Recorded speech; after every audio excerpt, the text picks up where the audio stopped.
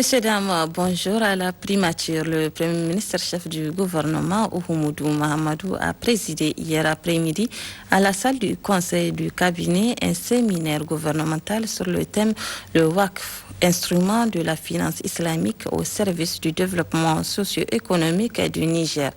Organisé sur l'initiative du Premier ministre par la haute autorité du WACF, avec l'appui de la Banque islamique de développement, BID, cette rencontre a pour objectif d'améliorer la compréhension générale des membres du gouvernement sur le concept du WACF et de son utilité comme instrument stratégique pour l'atteinte des objectifs de développement socio-économique du Niger.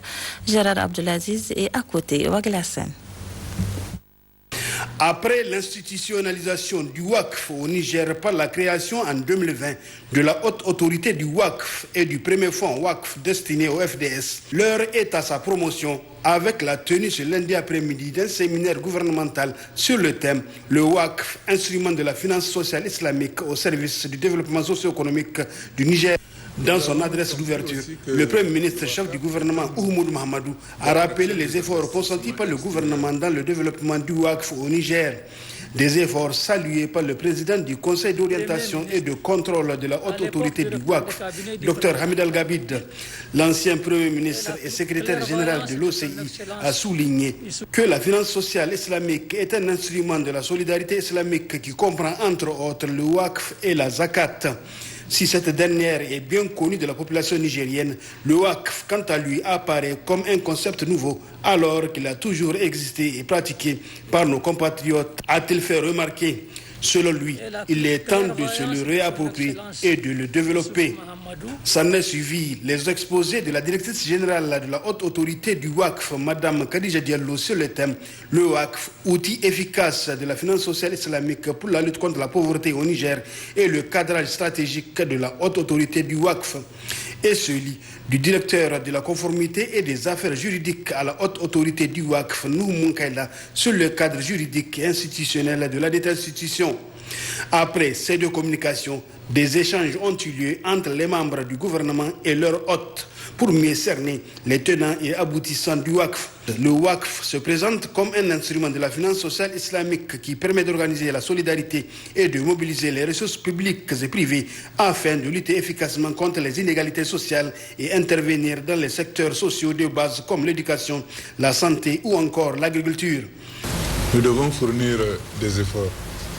D'abord, il faut que, tout comme vous avez été édifié sur le concept et sur l'utilité du WACF, que cela puisse être généralisé au niveau des populations de notre pays et au niveau des différents décideurs et au niveau des différents hommes d'affaires.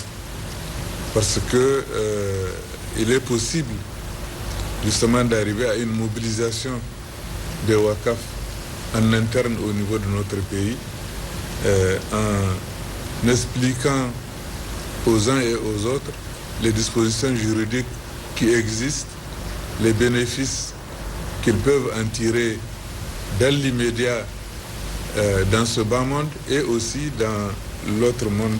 Nous avons compris aussi que le WACF est un outil d'attraction des investissements extérieurs.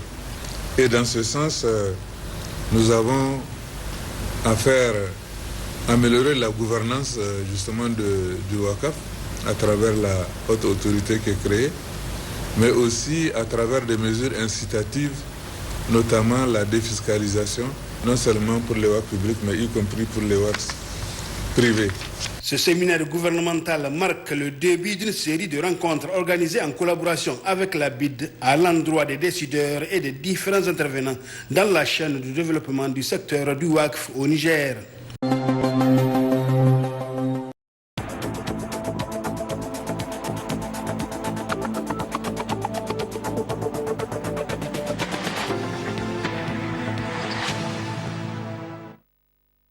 Où le chef de l'État est chaque fois au centre de plusieurs activités, des activités susceptibles d'apporter une valeur ajoutée à la République du Congo.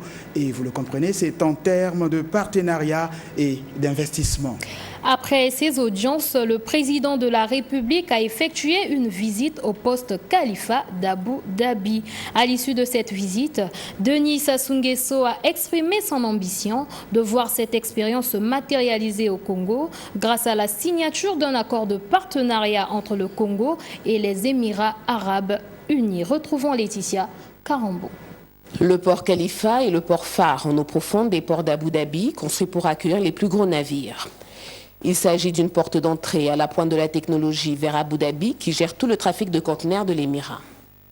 À son arrivée, le chef de l'État Denis Sassou Nguesso a eu droit à un exposé fait par le directeur général du port, Mohamed Eida Tanaf Al-Menali.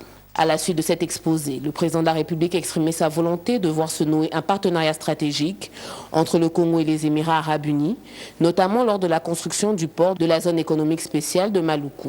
La salle des opérations a constitué la prochaine étape de la visite faite par le président de la République Denis Sassou Nguesso.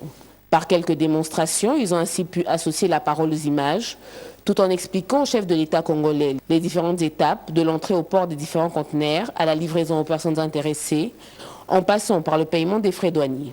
La descente de la délégation congolaise, conduite par le président de la République Denis Sassou Nguesso sur le port, a marqué la fin de la visite du port en eau profonde Khalifa d'Abu Dhabi.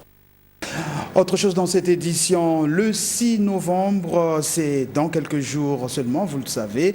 Et déjà hier, la ministre de l'économie forestière Rosalie Matondo procédait à l'ouverture de la 5e édition de la foire au plan. J'achète mon plan de qualité à la foire pour contribuer aux efforts de création de puits de carbone. J'achète mon plan et je participe à la journée nationale de l'arbre. C'est sous ce thème qu'a été placée cette 5e édition qui donne l'opportunité à tous de s'approvisionner en plan. Gustel Claire Koudissa pour les détails. Elle se déroule une fois chaque année depuis 2017. La 5e édition de la foire au plomb a ouvert ses portes ce lundi.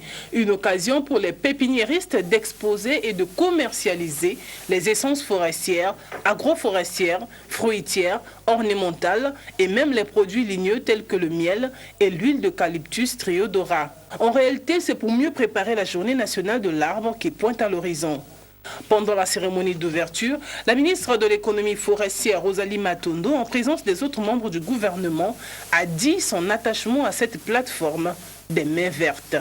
En cette circonstance solennelle, je lance un vibrant appel à toutes les Congolaises et tous les Congolais, ainsi qu'à tous les étrangers résidents, de venir nombreux visiter la foire au plan et de s'approvisionner massivement en plants forestiers et fruitiers de qualité correspondant à leurs besoins, afin de participer effectivement à la 35e édition de la Journée nationale de l'arbre le 6 novembre 2021. Me référant au répertoire des espèces qui sont exposées en ce lieu, je puis vous rassurer, mesdames et messieurs, que même les goûts les plus délicats ils trouveront gain de cause. Cette année, 5 localités ont été retenues, à savoir Brazzaville, Pointe-Noire, Dolisie, Oyo et Kinkala. Ouverte ce lundi 11 octobre, la foire au plomb prendra fin le 30 novembre 2021.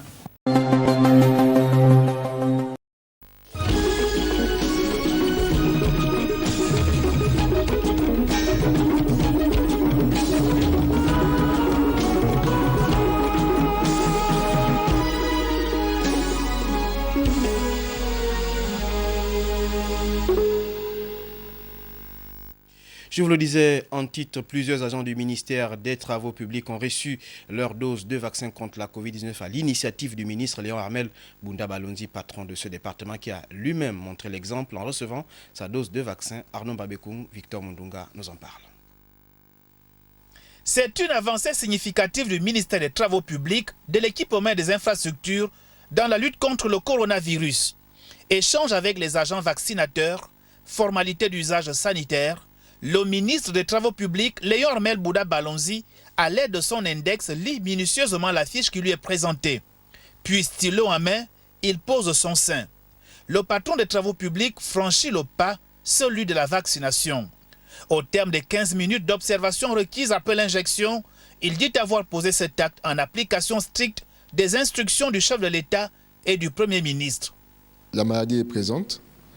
Et pour que nous puissions contrer son avancée fulgurante, nous devons nous tous nous vacciner, comme nous l'a fortement suggéré le chef de l'État, son Excellence Ali Bongo Ondimba, qui tient énormément à la vie de ses concitoyens.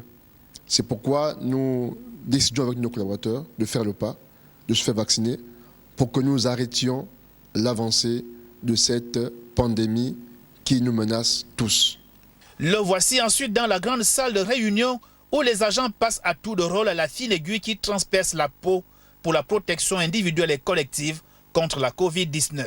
Nous devons prendre des dispositions de protection, y compris en dehors des gestes barrières de nous faire vacciner. Monsieur le ministre, en tant que chef de ce département, il a pris une bonne initiative pour nous sauver du virus qui fait les ravages dans tous les pays du monde. Donc il a bien fait de penser à nous parce qu'il a le droit de nous protéger.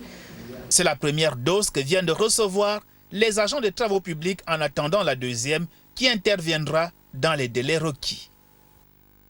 Pour leur part, les acteurs du secteur des transports terrestres se sont eux aussi intéressés à la lutte contre la Covid-19. Ils se sont retrouvés dans l'une des agences ici à Libreville pour rappeler aux uns et aux autres le respect des mesures barrières édictées, mais aussi formuler quelques propositions au gouvernement concernant leur secteur d'activité. On fait le point avec Doris Cruz-Koulou et Cédric Zendo.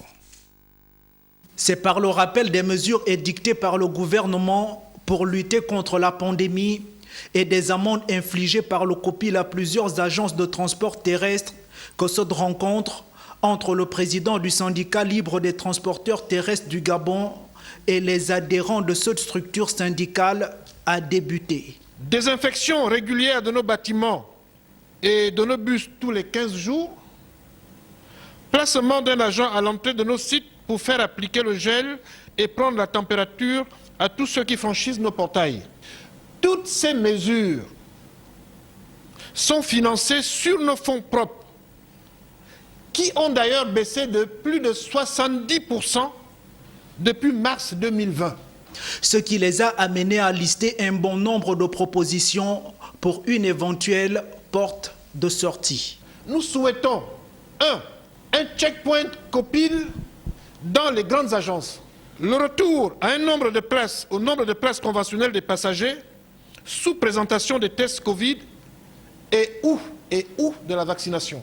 Issus qui, selon les transporteurs, traduiraient leur volonté de travailler en parfaite cohésion avec les autorités compétentes.